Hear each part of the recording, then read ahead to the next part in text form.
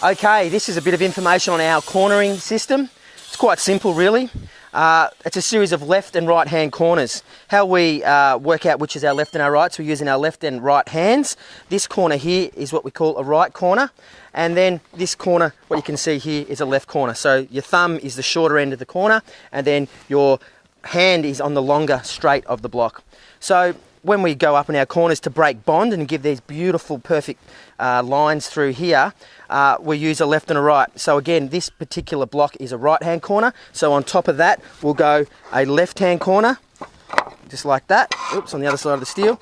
And again, that breaks the bond. It structurally ties the structure together, and it's as simple as that. I'll finish this walling off here just with the last block here.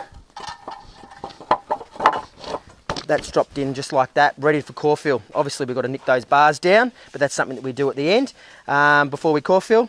So there you go, that's how our corners work, and that follows all the way down to the bottom. Left, right, left, right, left, right.